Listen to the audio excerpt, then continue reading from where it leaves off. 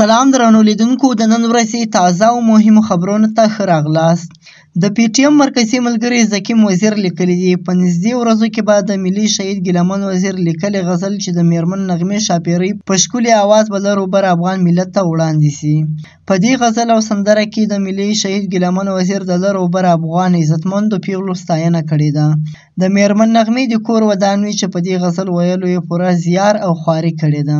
او تر ټولو غوره خبره بیا دا ده چې په دې غزل کې به د میرمن نغمې په تن جامې کالي به د ملي شهید ګیلمن وزیر په عکس جوړ سوي وي چې دې سندرې ته به لا ښکلا ورو بشي.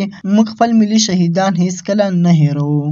بلې خواته په اسلام آباد کې یو خبریال د محمود خان اچکزي څخه پوښتنه کوي چې د علي وزیر د ناروا نیولو په اړه ستاسو څه نظر دی، خو اچکزي له دغې پوښتنې د تېښتې هڅه کوي. خبریال بیا په مخ راګرځوي او ترې پوښتنه کوي چې د دغې خاموشي وجه څه ده، آیا یو چا خاموشه کړې؟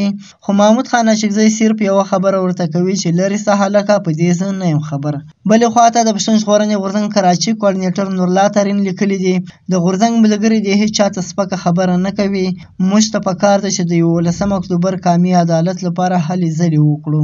ریاست به ډېر کوشش وکړي چې د 11 اکتوبر قامي عدالت متنازعه کړي، خو موږ قام به په خپل اتحاد او اتفاق دا ټول سازشونه ناکامه کړو. همداراز حماس ډلې اعلان کړی چې د اسماعیل هنیه له وژنې وروسته به یحیی سنوار د هغه د ځایناستي په توګه د حماس مشري کوي. سنوار پر اسرائیل باندې د 9 اکتوبر د بریدونو له پلانونکو څخه ګڼل کیږي. نو دا و د نن ورځې تازه او مهم خبرونه. سبا نیوز سبسکرایب کړئ او له نورو ملګرو سره یې هم شیر کړئ.